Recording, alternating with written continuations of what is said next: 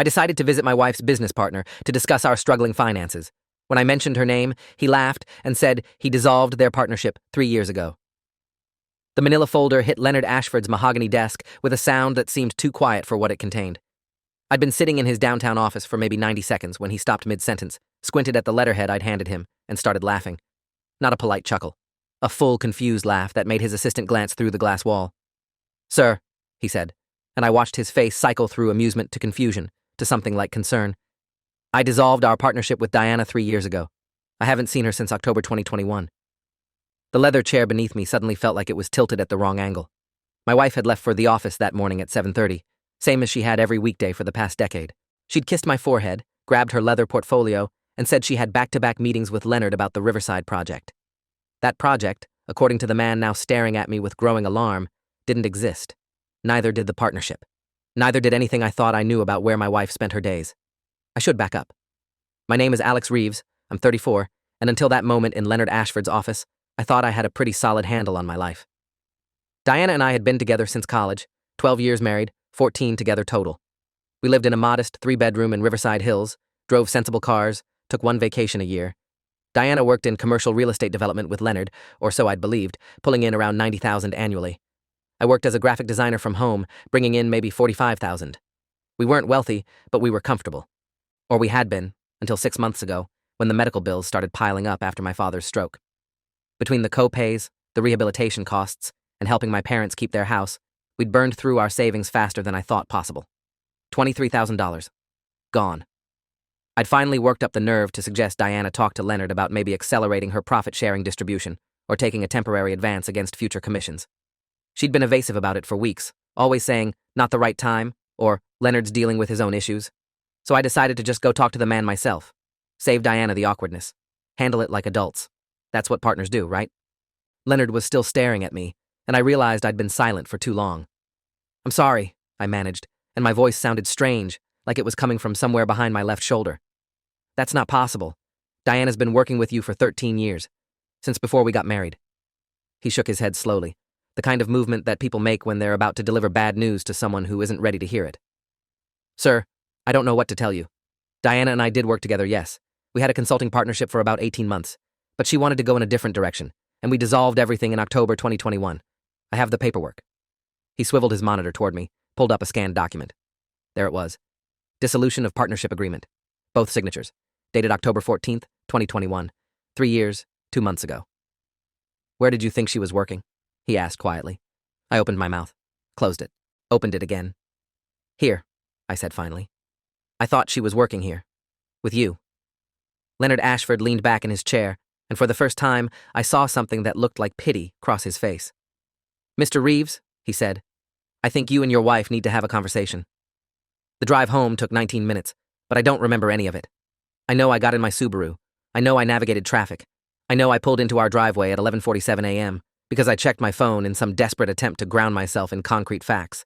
The house was empty. Diana wouldn't be home until 6:30, same as always. I stood in our kitchen, staring at the coffee maker she'd used that morning, the mug still in the sink with a lipstick print on the rim. Revlon Super Lustrous, the same shade she'd worn for years. I knew that mug. I knew that lipstick. I knew the woman who used them. Except I didn't. I didn't know her at all. My hands were shaking when I opened her laptop. She'd left it on the kitchen counter, which she never did. Diana was meticulous about her work computer, always locked it, always took it with her. But today, maybe she'd been distracted. Maybe she'd been in a hurry. It was password protected, but I knew her passwords. We'd always been open about that stuff. Trust Falls in Love 2011, the year we got engaged. It unlocked on the first try. The email inbox loaded, and nothing looked unusual at first. Messages from her gym, from our insurance company, from her mother. Then I noticed the folder structure on the left side. Work, Ashford Consulting, dated 2018 to 2021. That matched what Leonard had said. But there were other folders. So many other folders. Work, Morrison and Blake, 2022. Work, Steadfast Solutions, 2022 to 2023. Work, Independent Contracts, 2023 to present. I clicked on the most recent one, and my stomach dropped like I'd missed a step in the dark.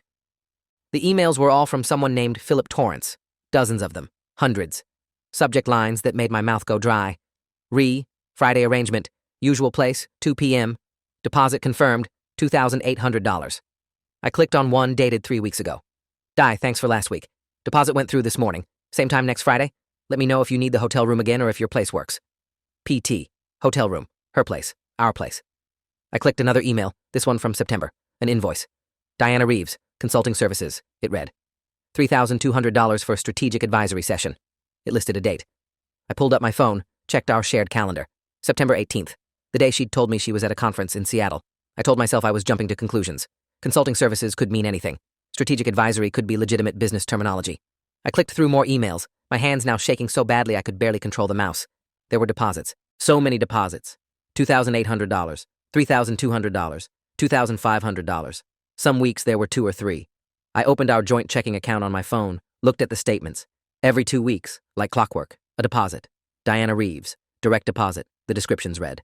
Amounts ranging from $3,100 to $3,800.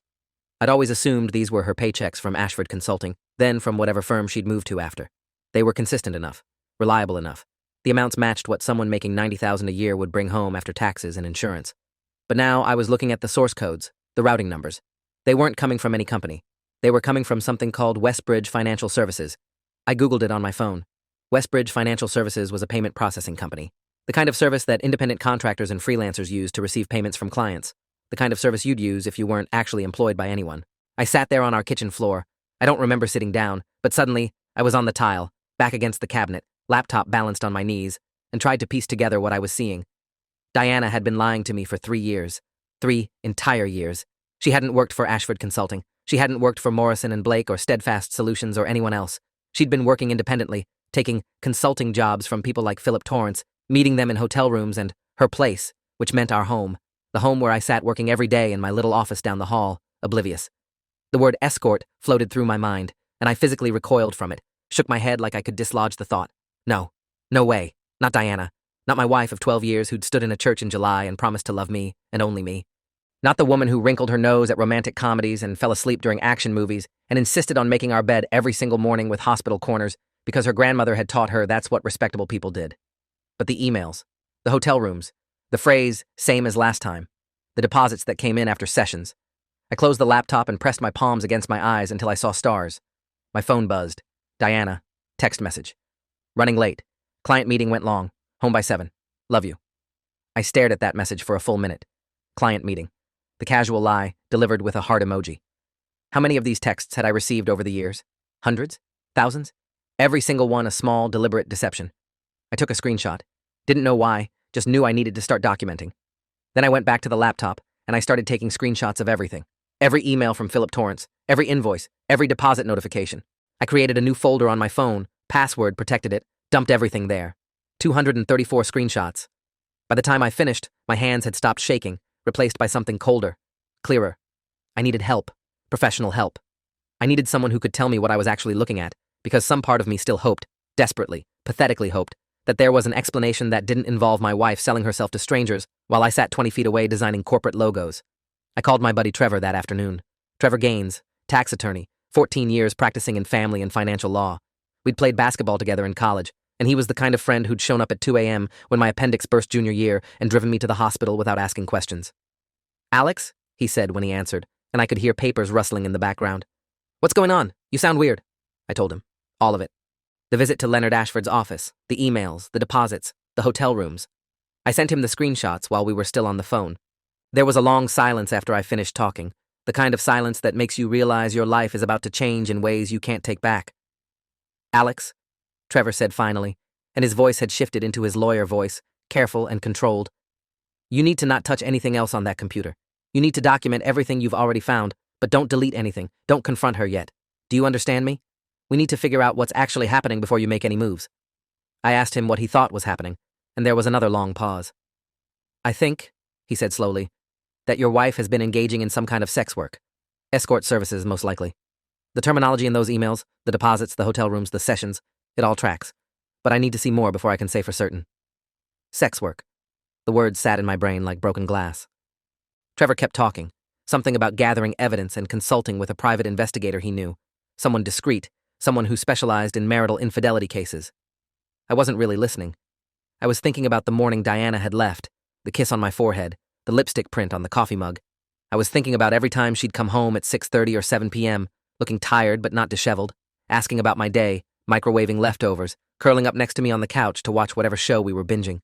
She'd been so normal, so consistently, believably normal. That was almost the worst part, not just the betrayal, but the competence of it. The skill required to live a double life for 3 years without a single slip, without once coming home with the wrong story or forgetting which lie she'd told. "Alex," Trevor said sharply, and I realized he'd been trying to get my attention. "Are you hearing me? Do not confront her tonight. Act normal. Tell her you're feeling sick. Go to bed early. Whatever you need to do. But do not tip her off that you know anything. Not yet." I agreed, hung up, and sat there on the kitchen floor until the light coming through the window shifted from afternoon gold to early evening gray. Diana came home at 7:14 p.m. I was sitting at the kitchen table with my laptop open, working on a logo redesigned for a dental practice, same as I did most evenings. Normal. Routine. She dropped her bag by the door, kicked off her heels. "Hey, babe," she called, heading straight for the kitchen. She looked the same as always. Blonde hair pulled back in a neat ponytail, minimal makeup, charcoal slacks, and a cream blouse that probably came from Ann Taylor. She looked like a real estate consultant. She looked like my wife. "Sorry I'm late," she said, kissing the top of my head as she passed. The Marlington meeting ran over, and then I got stuck on a call with the zoning commission about the Parkside development. The lies came so easily, so smoothly.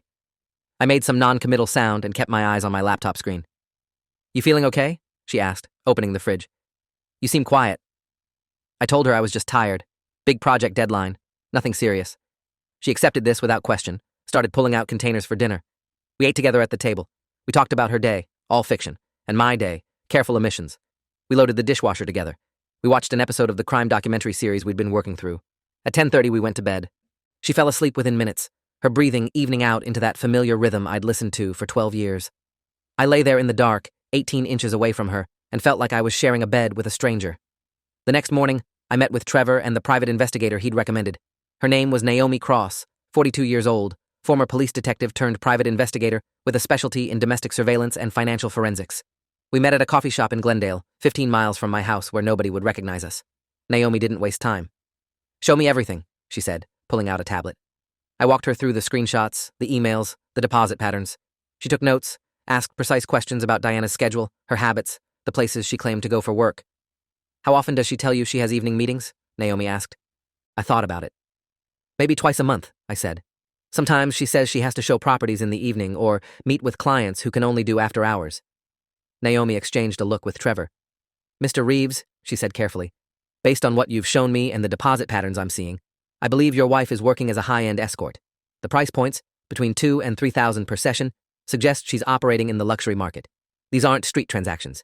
This is organized, professional, and almost certainly facilitated through a service or agency." The word escort sounded different when a professional said it out loud. More real, more final. I asked Naomi what I should do, and she laid out a plan that sounded like something from a thriller movie. She'd conduct surveillance over the next 2 weeks, document Diana's movements, identify her clients, and gather photographic evidence. Meanwhile, I needed to continue acting normal at home, which she acknowledged was psychologically brutal but legally necessary. She also recommended I document our financial situation, bank statements, tax returns, credit card bills, because when this comes out, you're going to need to know exactly where your money has been going. Trevor added that I should also consider consulting with a divorce attorney just to understand my options. The word divorce made my chest tighten. I'd been married to Diana for 12 years. We'd built a life together. We'd talked about having kids. We'd been actively trying for the past 8 months, though without success. How do you reconcile the person you thought you married with evidence that she's been systematically lying to you for a quarter of your relationship? Naomi started surveillance on Thursday. She had a whole setup. Cameras with telephoto lenses, a nondescript sedan with tinted windows, GPS trackers that she'd place on Diana's car if I gave permission. I told her to do whatever she needed to do. That evening, Diana told me she had a late showing in Westmont, wouldn't be home until 9 p.m. I told her that was fine. I had work to catch up on anyway. After she left, I checked the location sharing on our phones. We'd set it up years ago, one of those couple things that seemed romantic at the time, a gesture of trust and openness. The little blue dot that represented Diana moved through downtown, then stopped at a hotel, the Belmont Grand. I Googled it. 4 stars, rooms starting at $380 a night. Naomi texted me at 7:52 p.m. Subject entered hotel at 6:38 with unidentified male, approximately 50s business attire, waiting for exit. I sat in my office, staring at that text, and something shifted inside me. Up until that moment, some part of me had still been hoping for an alternative explanation. Maybe she was in some kind of trouble. Maybe someone was blackmailing her. Maybe the emails and deposits were about something else entirely. But she'd walked into a hotel with a man. a client, and I knew exactly what she was doing in there. Diana came home at 9:23 p.m., hair slightly mussed but otherwise composed. "Sorry," she said, dropping her bag. "The clients were so indecisive. Wanted to see the whole property twice." She smelled like hotel soap and mint gum. I asked her if the sale went through, and she launched into an elaborate story about financing contingencies and inspection periods, details that would have sounded impressive if I didn't know they were completely fabricated. I nodded along, made appropriate sounds, and hated myself for the performance. That night in bed, she reached for me, initiated sex, and I went along with it because what else could I do? Refuse and raise suspicion? I felt sick the entire time, and afterward, lying in the dark with her head on my chest, I wondered if this was what betrayal actually felt like. Not a dramatic explosion, but a slow, cold dissolution of everything you thought was solid. The next morning, Naomi sent me photographs. Diana entering the hotel. Diana in the lobby with a silver-haired man in an expensive suit. Diana exiting 2 hours later, alone, adjusting her jacket. The photos were time-stamped, GPS tagged, undeniable. I printed them, added them to the folder that was growing thicker every day. Over the next week, the pattern became clear. Monday. Meeting with a developer in Riverside. Actually, the Belmont Grand with a different man, this one younger, maybe early 40s. Wednesday. Property inspection in Oakmont. Actually, a lunch meeting at an upscale restaurant followed by a visit to what Naomi identified as a luxury apartment that Diana apparently rented under a different name. Friday. Client dinner. Another hotel, another man. Naomi documented everything. The photos, the license plates of the men Diana met, background checks on those men now. Philip Torrance, 51, investment banker. Gregory Whitman, 38, tech entrepreneur. Charles DeVille, 55, commercial pilot. All married, all wealthy. All meeting my wife for 2-hour blocks that always ended with a deposit hitting her Westbridge financial account within 24 hours. Trevor reviewed everything and confirmed what I already knew. Diana was running a professional escort operation, and she'd been doing it for at least 3 years, possibly longer. The money she'd been bringing home, the money I'd thought was from consulting work, the money we'd been using to pay our mortgage and buy groceries and save for the future, it was all from this. All of it. I asked Trevor what my legal options were, and he connected me with Judith Brennan, a divorce attorney with 26 years of experience in high-conflict marital dissolution cases. We met in her office on a Friday afternoon, and I walked her through everything. The evidence, the timeline, the lies. Judith listened without interrupting, taking notes in precise handwriting. When I finished, she sat back and said, "Mr. Reeves, this is going to be a complex case. Your wife has been conducting what amounts to an undisclosed business for years, failing to report income and engaging in activity that, depending on local ordinances, may be illegal. You have grounds for divorce based on adultery, fraud, and misrepresentation. But you also need to understand that exposure of her activities will have significant consequences, not just for her, but potentially for you as well. You've been filing joint tax returns. If she hasn't been reporting this income, the IRS will come after both of you." That thought hadn't even occurred to me. I'd been so focused on the betrayal, the lies, the men, that I hadn't considered the financial implications beyond our marriage. Judith pulled up a calculator, started running numbers. If Diana had been making $3,000 to $5,000 per week for 3 years, that was somewhere between $400,000 and $700,000. Unreported income, tax evasion, potential federal charges. I went home that evening feeling like I was drowning. Diana was in the kitchen making dinner, humming along to something playing on her phone. She looked happy, relaxed. She'd just come from whatever meeting she'd actually attended. Naomi had confirmed it was another hotel visit, another client, another 2 hours that would result in another deposit. I stood in the doorway watching her, and I couldn't reconcile the woman chopping vegetables with the woman in the surveillance photos. They seemed like two completely different people occupying the same body. "You're staring," Diana said without looking up. "Something on your mind?" I told her I was just tired, same excuse I'd been using for days. She smiled, said we should go to bed early, maybe watch a movie. The casual intimacy of it, the assumption that we were still us, still the couple who'd built a life together, it was unbearable. I excused myself, said I had a work call, locked myself in my office, and tried to breathe. Trevor texted me. "Naomi has enough. Time to make a decision."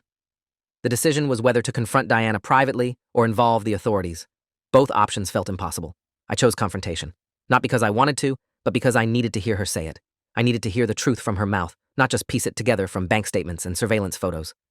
On Sunday morning, after Diana had left for her gym session, which Naomi confirmed was actually another hotel meeting, I arranged everything I'd gathered on the kitchen table, the emails printed out in chronological order, the bank statements with deposits highlighted in yellow, the surveillance photographs in a manila folder, the invoice from Diana to Philip Torrance for consulting services. I set it all out like evidence at a trial, and then I waited. Diana came home at 11:30 a.m., carrying her gym bag, hair pulled back in a ponytail, wearing leggings and a tank top that could have actually come from a workout. She walked into the kitchen talking about how crowded the gym had been, stopped mid-sentence when she saw the table. For maybe 3 seconds, I watched her face cycle through confusion, recognition, and calculation. Then she went very still. Alex, she said quietly. That was it. Just my name. I asked her to sit down. She sat. I sat across from her. The printed emails were between us like a border neither of us could cross. I visited Leonard Ashford, I said, and my voice sounded calm, which surprised me. He told me you haven't worked for him in 3 years, so I started looking into where your paychecks were actually coming from. Diana's face had gone pale, but she didn't say anything. I pushed the bank statements toward her. Westbridge Financial Services. Do you want to tell me what that is? She looked down at the papers, then back up at me. Alex, let me explain. I told her to go ahead. She took a breath, and for a moment, I thought she might actually tell the truth. But then she said, I've been doing independent consulting, real estate advisory work. Leonard and I dissolved the partnership because I wanted to work on my own terms, set my own rates. I didn't tell you because I knew you'd worry about the stability. You were already stressed about money, about your dad, and I didn't want to add to that. It was a good lie. Almost believable. I slid the surveillance photos across the table. That's you entering the Belmont Grand Hotel with a man named Philip Torrance. That was Thursday evening. You told me you were showing a property in Westmont. The color drained completely from her face. She opened her mouth, closed it, opened it again. Nothing came out. I kept going, because now that I'd started, I couldn't stop. There are more photos, different hotels, different men. And here's an invoice you sent to Philip Torrance for $3,200 for a strategic advisory session. Except you weren't advising him on real estate, were you, Diana? She was shaking now, and I noticed her hands were clenched into fists on the table. Alex, please. I asked her how long. She shook her head. I asked again, louder this time. 3 years, she whispered. Just over 3 years. 3 years. The number hung between us. 3 years of lies. 3 years of watching her leave every morning for the office, watching her come home every evening with stories about clients and properties and meetings, watching her curl up next to me in bed and kiss me goodnight, while the truth of her day remained locked away in some compartment I'd never been allowed to access. Why? I asked, and my voice cracked on the word. Why would you do this? We were fine. We had enough money. We were happy. Diana's face crumpled, and she started crying. Real tears, not the controlled kind, but the messy, gasping kind that made her whole body shake. We weren't fine, she said between sobs. We were drowning. Your income was inconsistent. My income from Leonard wasn't enough, and every month we were cutting it closer and closer. I couldn't see a way out. Then someone approached me at a real estate conference, told me about an opportunity to make real money, and I thought it would just be temporary. Just until we got ahead. But the money was so easy, and it kept coming, and I kept taking it, and then 3 years went by and I didn't know how to stop. I asked her if she'd ever considered just talking to me, telling me we were struggling, finding a solution together like actual partners. She shook her head. You would have judged me. You would have looked at me differently.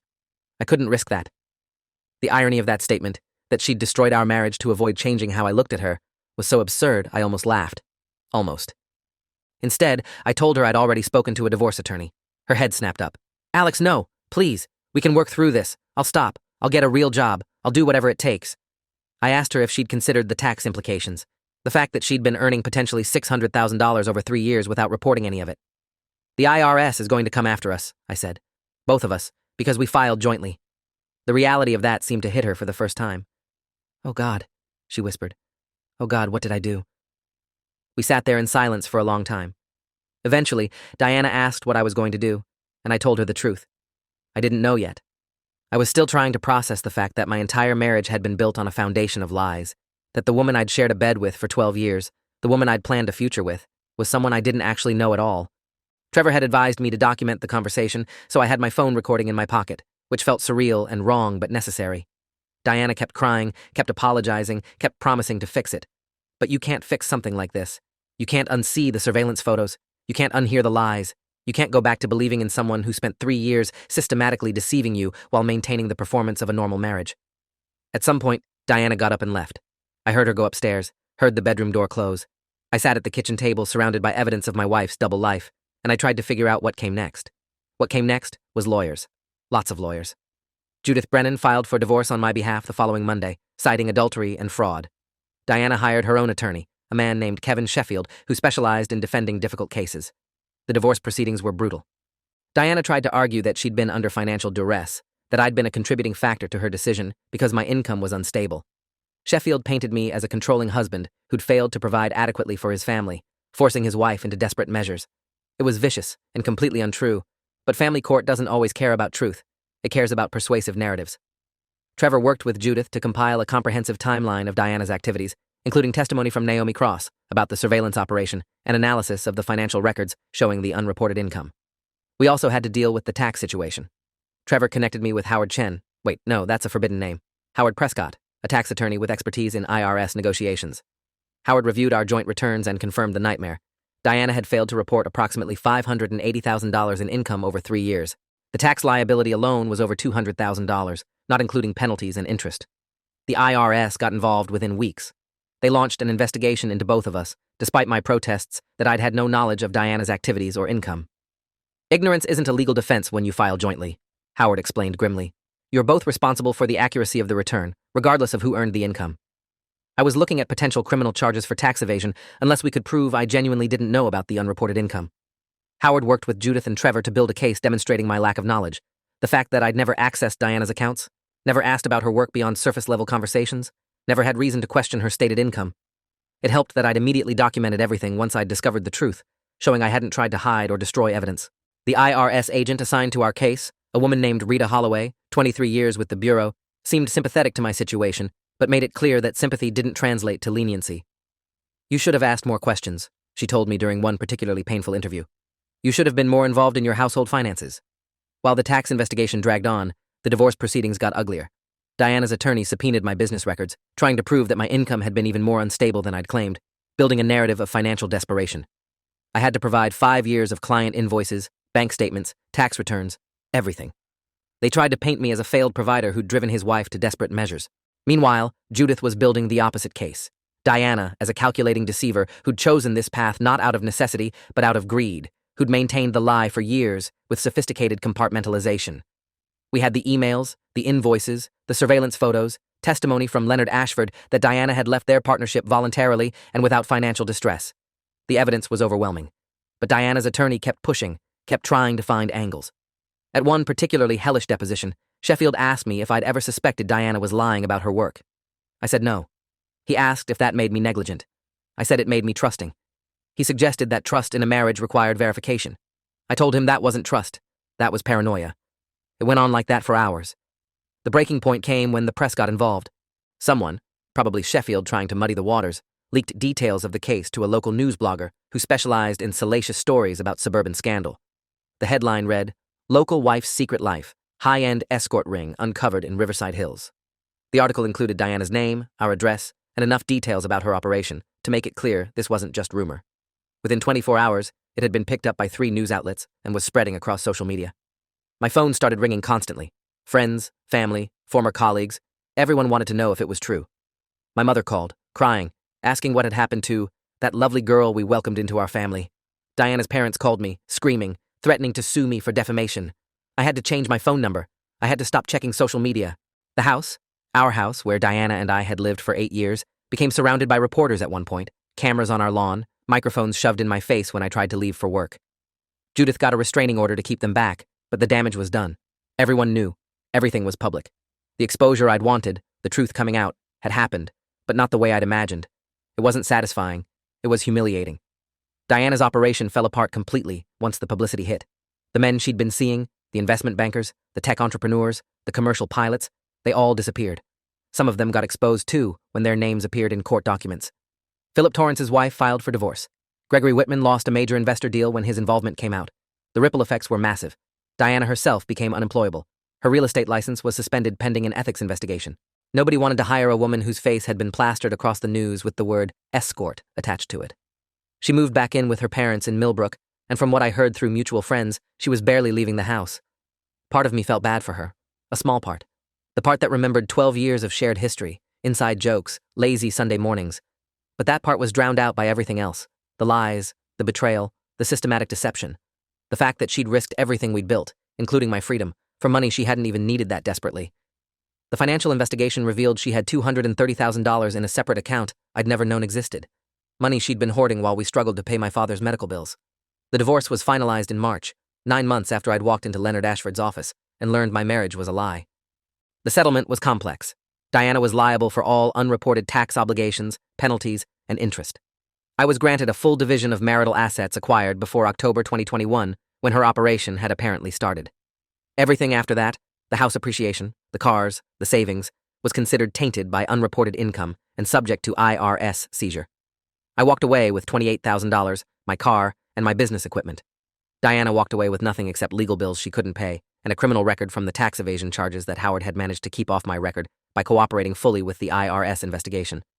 She pleaded guilty to 3 counts of tax evasion and was sentenced to 18 months in federal prison, suspended pending completion of 5 years probation and full restitution of taxes owed. The judge had been harsh. Ms. Reeves, you systematically defrauded the government while maintaining a facade of respectability. Your actions demonstrate a level of deception that goes beyond simple tax avoidance into calculated fraud. Diana had stood there in her courtroom clothes, head bowed, while the sentence was read. I wasn't there. I couldn't be. Trevor attended on my behalf and sent me a transcript later.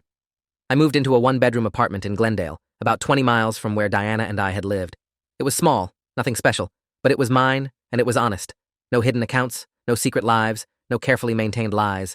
Just me and my graphic design work and the slow process of rebuilding a life I thought I'd already built. Trevor checked in regularly, made sure I was eating, made sure I wasn't spiraling. Naomi Cross sent me a card that said simply, "You did the right thing. It doesn't feel like it yet, but you did." I wasn't sure about that. Wasn't sure. Some days I felt vindicated. Diana had been exposed, faced consequences, and I'd been cleared of criminal wrongdoing. Other days I felt hollowed out, like someone had removed something essential from my chest and forgotten to replace it. I'd lost my wife, my home, my savings, and my faith that I could actually know another person. That seemed like a steep price to pay for being trusting. But Trevor kept reminding me that I hadn't done anything wrong. "You were a faithful partner who believed what your wife told you," he said. "That's not a character flaw. That's what marriage is supposed to be." 6 months after the divorce, I got a message from Diana. It came through a mutual friend. We'd blocked each other on everything else.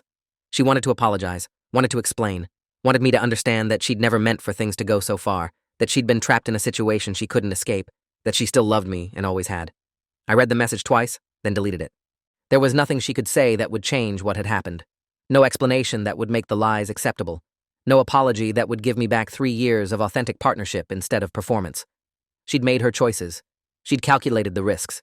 She'd decided that maintaining her secret life was more important than maintaining our marriage. And now she was living with the consequences, same as I was living with mine. The only difference was that my consequences came from trusting someone I loved. Hers came from betraying that trust systematically and without remorse until she got caught. I let the mutual friend know I didn't want any further contact, and that was the last I heard from Diana. Today, right now, I'm sitting in my small apartment with a cup of coffee and a new project deadline, and I'm okay. Not great, not healed, but okay.